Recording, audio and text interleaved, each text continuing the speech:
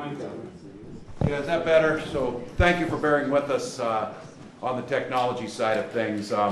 But good afternoon, everyone. I don't think there's probably anybody else in state politics right now that could fill this room the way David Tomasoni has. And we saw this happen back on March 1st. That was David Tomasoni Day across Minnesota.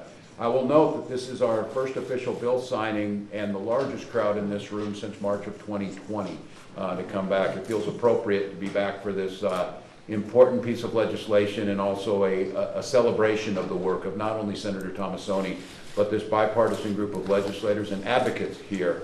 Had a couple ball players visit me once in DC talking about this years ago, trying to move this. Minnesota's advocates around the treatment, the care, and the eventual curing of ALS has been front and center. Today takes that to an entirely different level. So first and foremost, I want to thank Senator Tomasoni for all of the work. He and his family have served the Iron Range for decades. They are a family name and a well-known household name in northern Minnesota, and now that's true across Minnesota for this work on this piece of legislation, of bringing this to the forefront and showing the dignity, the class, and once again, the advocacy for so many others to make this happen. To all of our advocates who are here, I want to thank you. You see a whole bunch behind us here. Too countless to name, but I do want to point out Representative New Brindley for her advocacy, and as I said, the piece in this legislation with the caregiver help is truly compassionate and truly needed. And your difficult lived experience in this is translating into improving the lives of others. This is why these folks come to the Capitol, and today it just signifies that. As you know, and you'll hear more about this legacy, this piece of legislation, to try and make sure that we're getting out money to those that are going to work on the care and eventual curing of ALS and the care of those that are treating family members, and in a way that shows what Minnesota does care about and does prioritize. This piece of legislation gets to that. It's $20 million in grants, it's $5 million into the caregivers, but more importantly than that, you see a bipartisan wide net that was cast to try and attack this issue in a way that hasn't been done in any state before. And I'm just incredibly proud to watch what's happened here. This piece of legislation is here to be signed. One of the first things that's been there, and it shows Minnesotans that we can come together around a common good. It takes a leader to make that happen, and Senator Tomasoni has done that.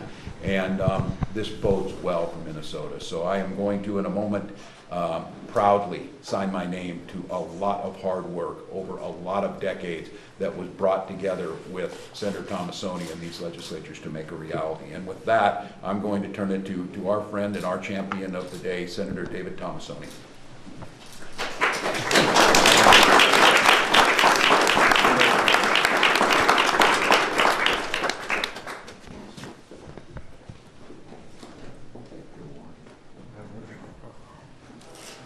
Thank you, Governor Walz, for your support and for signing the bill. You know, the governor called me shortly after my diagnosis, told me that he would support whatever I wanted. I received similar assurances from Speaker Hortman and Majority Leader Miller. Maybe I should have asked for more. Such assurances, I never would have expected to be here, signing this particular bill, participating in a signing ceremony of this magnitude, surrounded by so much love and friendship, this early in the legislative session. My family and I are overwhelmed and grateful to everyone involved. Thank you, Senator Bach, for your friendship and for shepherding the bill through the Senate. Thank you, Senator Housley, for carrying one of the bills and for your love and support. Thank you to all the co-authors, too.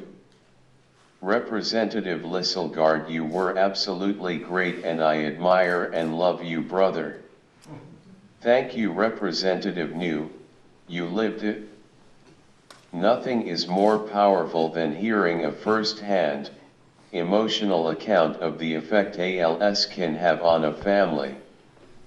In addition to all the legislative support, Kent Herbeck, Terry Steinbach, and David Colquist, all of whom have lived with a family member losing the ultimate battle and all have dedicated their lives to finding a cure, were there every step of the way. And to my new friends Chris and Cara Engler, who are on a similar journey to mine, this bill means hope. But imagine a researcher like Dr. David Walk finally having the research dollars necessary to make an unprecedented effort towards finding the cure. The bill doesn't stop there. Caregivers get some badly needed support also, as being a caregiver is a 24-hour job. Finally, I have to thank my sons, Dante and Danny, their spouses Tiffany and Anna, my sister Mary Jo and her husband Richard. All have become my hands, my voice, basically my means of communication and mobility. Without them I would not be able to do my job.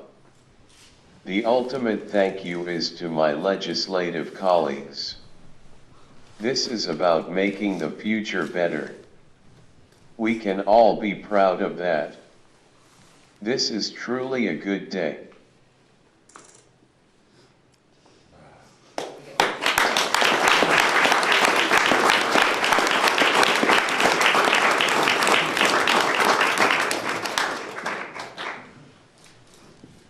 Well, David, in our decades of service here, I can't ever remember a time where you were such a hard act to follow. But there are a lot of people in the Senate to thank. Certainly when we start with Senator Miller, or when I went to him with this, and he said, Tom, we'll figure out how we can get this done as soon as possible. To Senator Rosen for working it through the Finance Committee. To Senator Abler especially, who said, you know what, I looked at the caregiver language and I don't want to slow this bill down, so I don't need to bring it to my committee. I'm fine with what's in there.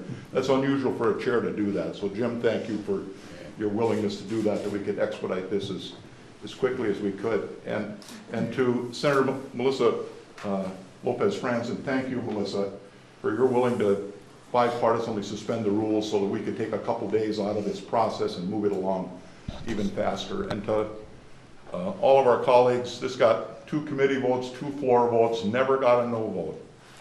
And that's pretty remarkable show of bipartisanship.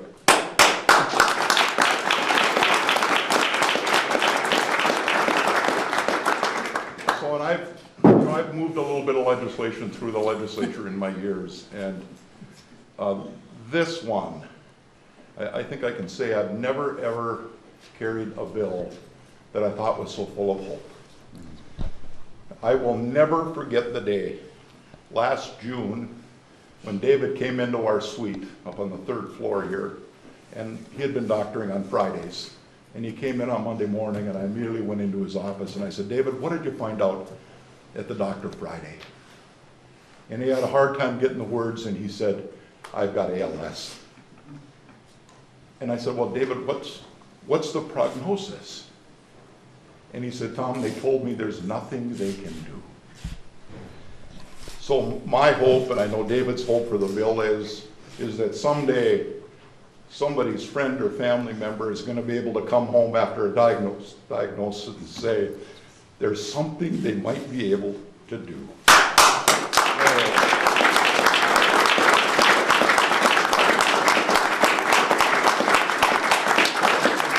That's the hope I have, David, for your bill, for our great researchers at the university and at the Mayo Clinic, that they'll be able someday, the response will be different when the diagnosis is ALS. So, David, thank you for your great friendship. Thank you for allowing me to be part of this whole process, and thank all of you, members of the legislature, for your overwhelming support of this. Can't say thank you enough. Thank you. Yeah.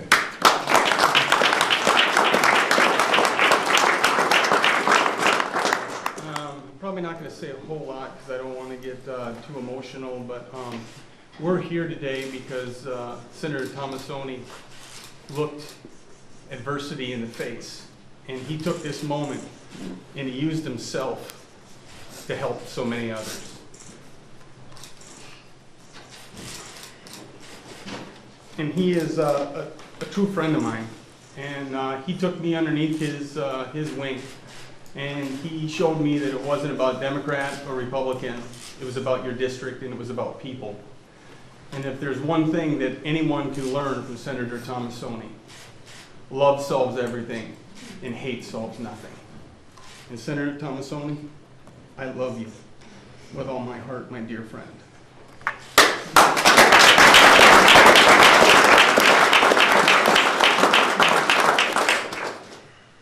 My name is Jennifer Jelly, and I am the Executive Director of the ALS Association Minnesota North Dakota South Dakota chapter. Thank you, Governor Walz, Representative Listlegard, Senator Bach, and especially Senator Tomassoni for this historic legislation that will improve the lives of families living with ALS in Minnesota. This bill provides hope for those living with ALS and to all the families who have been advocating for progress in honor of those they have lost.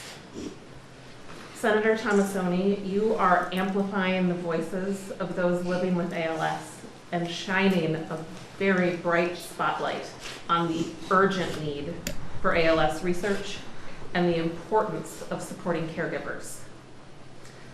Together, we look forward to seeing continued advances in research led by the great state of Minnesota, to see meaningful treatments come to market, and to realize a world without ALS.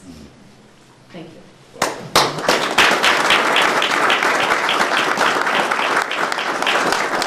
I'm going to sign this legislation. We'll come back up, and then there's a lot of folks here who made this happen and take questions from all of them. But I would like to take a point that all of these legislators know this, that successful legislators like Senator Tomassoni who get this done, one of the big reasons they're successful is not just that listening to their constituents, what they do well, they have incredible staff around them. And I'd like to make note of Laura Bach's work around this. To move the piece of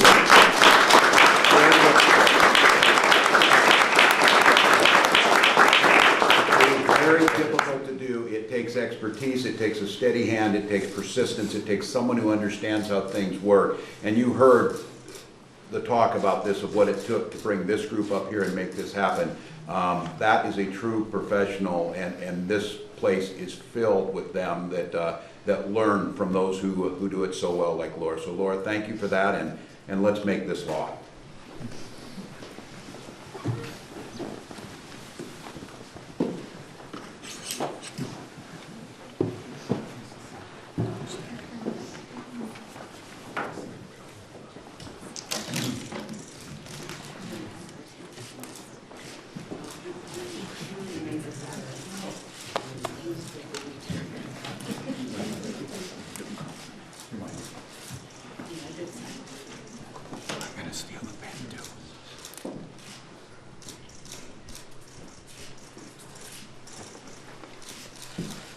It's law.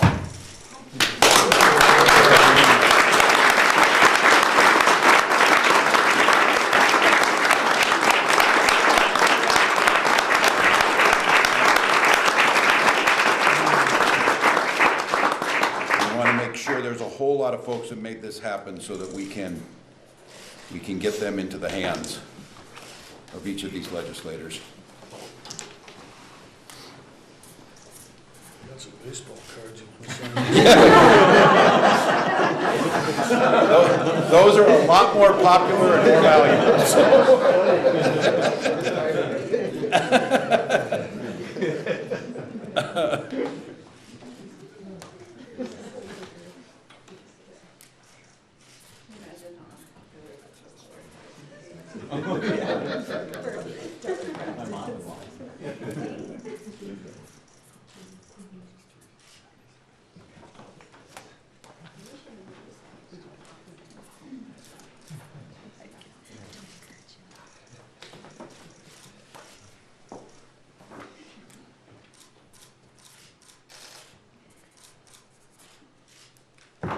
it is. I don't get into this stuff.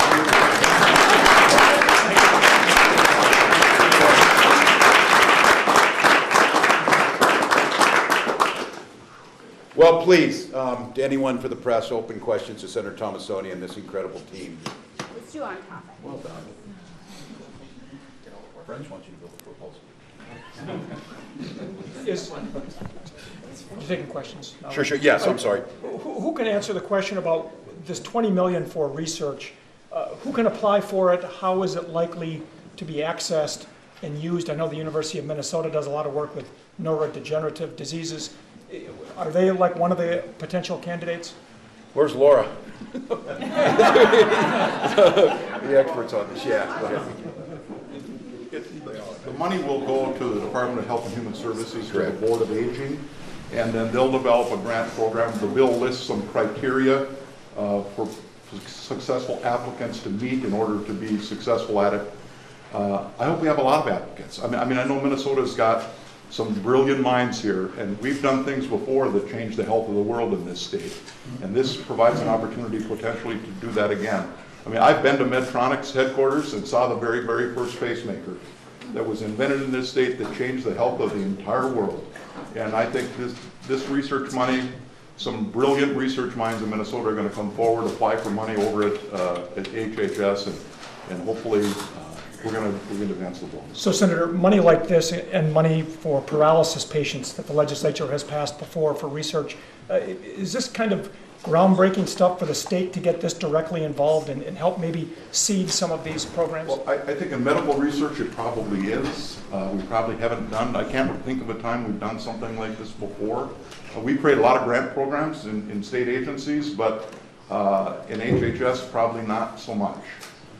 But I do think it's pretty groundbreaking, and I'm really hopeful. And I got a very, very nice letter from the Mayo Clinic supporting this bill. You know, they're part of a trial now called the Healy trial. It's a national trial that's going on ALS. They're participating, the University of Minnesota is participating, Accenture up in Duluth is participating with cohorts of people. We need more trials, more people in them to learn more about the disease before we're going to reach a cure. So the trials I think that are going to come out of this, the research trials that come out of it, are we're going to learn a lot more, and that what we learn is going to help us find a way to put it into remission or maybe potentially some kind of a cure. Senator Tomassoni, this seems like this might be the highlight of the whole session. Is everything downhill from here this year? She's looking at you. Where's the speaker at? We're getting a sneak peek. Bonding is big. I told you we were a 1-2 punch.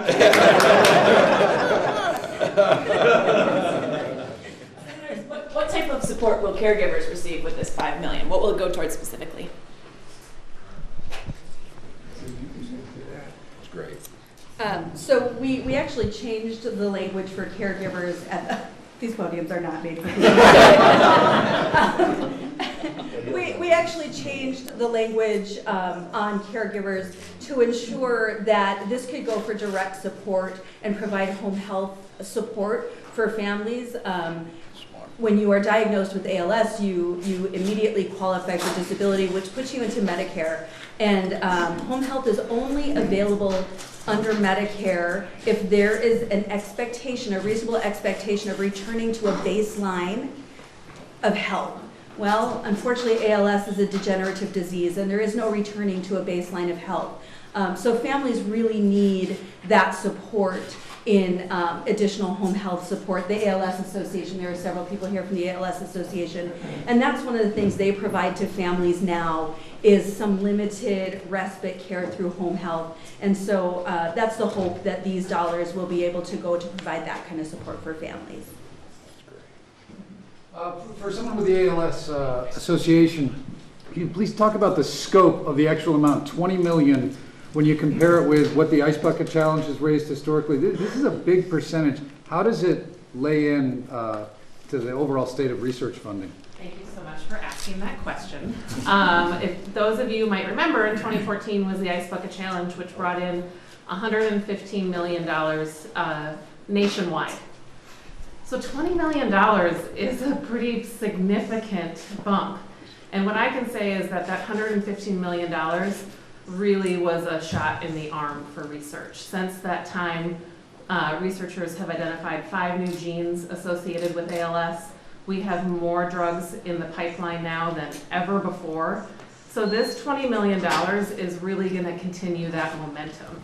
And here in Minnesota, where we have renowned research centers, they've been mentioned, the U of M, Mayo, Hennepin, Health Partners, Essentia in Duluth, this will really continue to on that momentum from the Ice Bucket Challenge. Anything else? Senator Tomassoni, back at your press conference, you said you were hopeful this could get done in a week. Took a little bit longer than that, but are you happy with your colleagues? Everybody's really waiting here. What's going to come out of here? I'm elated. Senator, can I ask one hockey question? Your alma mater, Denver, is in the Frozen Four, so are the Minnesota Gophers. Your prediction? Mavericks. So are his Mavericks.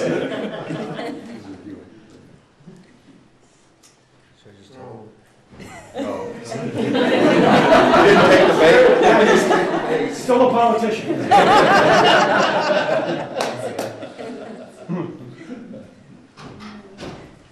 Well, again, I'm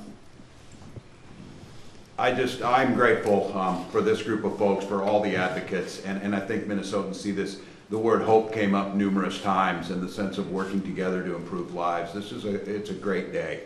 It's been one that feels like we've been out of this space for too long, and I just appreciate the leadership that's been exhibited here and the sense of collaboration. And again, I think as you heard this, Minnesota is a leader in research, and this puts us at the forefront of that. And Senator Bach's words about imagining a family going in there and getting hopeful words out of that, that's what this group has provided, and that's what Senator Tomassoni has provided. So we're glad this is law. Thank you, everyone. Well, thank you all very much.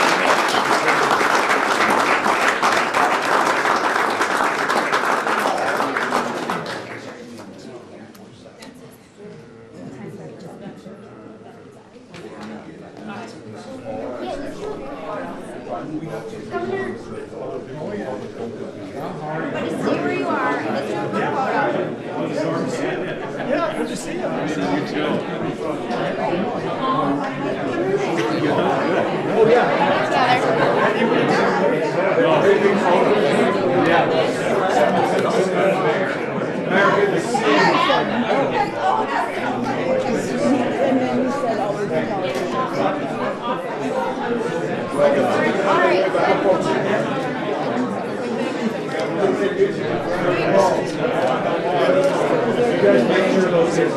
Okay, everybody, let's do a group photo. Let's look at Holland.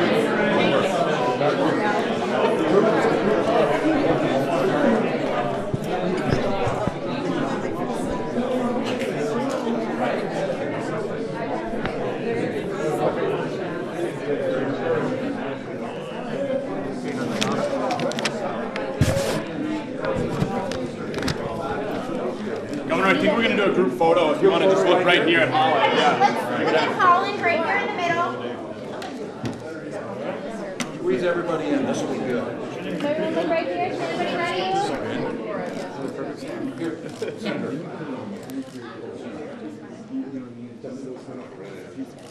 I demoted you. I know. I'm sorry about that.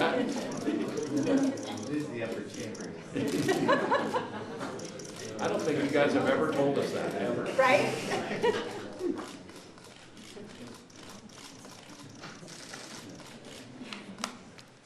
Great. I just got done looking at her. This This is what the last night of session is supposed to feel like. David, time it did. Next week, we can do bonding here the same way? Yes. Yeah, that's what it should be. We'll get it. Done? Thanks, everyone. Thank you. Thank you. Thank you. I didn't even know he was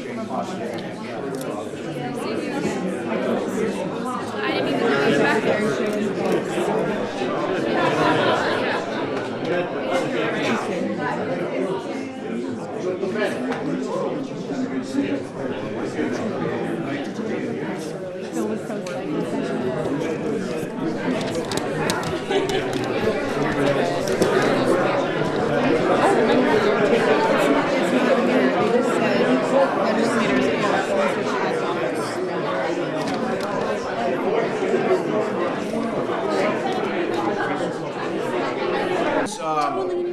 Theo, you want to go? Yeah, well, first of all, Governor, you've got a negotiating session at 4:30 this afternoon. You had one yesterday. First of all, these weren't in either of your public schedules, but wondering, do you think the sort of off-the-record nature of this, the secrecy of this, will help get a deal? You know, I hope so. Senator Bach made a really keen observation. He said this is the way sessions normally end or can. I have said from the beginning that the budget situation we're in, coming out of COVID, a lot of the economic indicators, there's no reason we shouldn't have a lot of win-wins. The nature of these negotiation sessions that are these last couple of days, it is because of the reinsurance deadline set by CMS federally of April 1st on Friday. So we feel very strongly that that is a pretty carved in stone as we do all the work that has to go into that for us to try and finish that. So leadership has, and that is the chairs, have been working diligently all through the weekend. There has been conference committee and conferees working. Leadership has been asking them to come back each day and kind of update where we're at. Progress is being made. It's my hope, and it was kind of the goal, that we will go into that 4:30 meeting and be ready to button up the reinsurance piece of this and maybe be able to get a vote tomorrow, which we need in the House and Senate. There was some bills introduced just this week, and they seek to have more scrutiny on nonprofits that receive more than half of their funding from the state, including things like the nonprofit has to be in existence for 2 years before it can get state money, and additional auditing and things like that. Given what's gone on with Fund Our Future and other nonprofits, is that something you'd be interested in? Yeah, and I think we always have to be good stewardship of this. I think we need to be a little careful just about the nonprofits. I believe it was either Wall Street Journal or Bloomberg showed the PPP program is probably going to end up showing some of the worst fraud that we've seen in that. And I think a lot of it is the speedy nature of how some of these were put in place. We did a lot here, and I'm very proud of the folks, especially around things like unemployment insurance, to put safeguards in. So I think it's smart to get those safeguards in there, to do all we can. I think you saw the breakdown with federal programs administered by the state to nonprofits. State is asking the federal government to stop. They're unwilling to because of the courts, and that's how we got in this situation. So I think scrutiny, I think increased enhancement of looking, but I think we need to be very careful about painting with a broad brush. These nonprofits did incredible work to keep people out of poverty, to keep them housed, to keep people fed, and we had bad actors in this, and they should pay a price for that. But I welcome the idea of, are there things that we can do better? I'm a little hesitant to think that we are just going to blanket say that no, if they came in, because we saw during this time needs arise quickly, and we're not nimble enough many times in state government where the nonprofits moved relatively quickly to fill the needs. So yes on the increased scrutiny, but I think we need to be careful that it's not a chilling effect on those that are doing a good job with it. And I think all across the spectrum of things needs to probably be looked at. This PPP report is a little concerning to me too. Okay, Tim, and then we gotta go. So to jump off of that, Senator Limmer rolled out his public safety bill earlier this week, and he specifically said, yeah, these nonprofits, not enough accountability. Could that kind of mess up your vision of a public safety initiative? Yeah, what I would say is that he's not listening to the communities out there, and it's not just the nonprofits. We've seen this. These nonprofit violence interrupters, for example, 21 Days of Peace, the Black Ministers or whatever, we're gathering hard data now and starting to analyze on this, where we're seeing significant reductions in crimes where they're operating.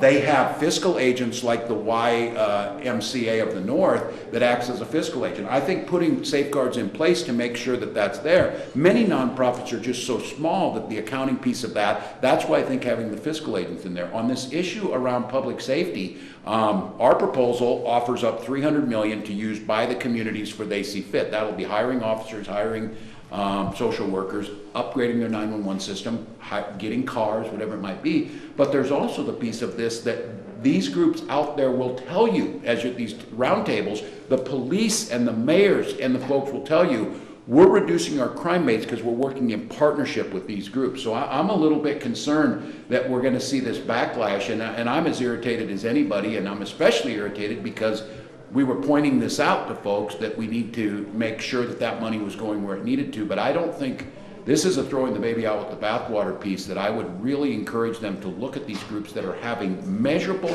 impacts and are supported by the police as interveners, making their job not only easier, but working back upstream on this crime stuff. So I really hope they would reconsider that. And again, we need accountability of the folks who game the system, but the vast majority are delivering.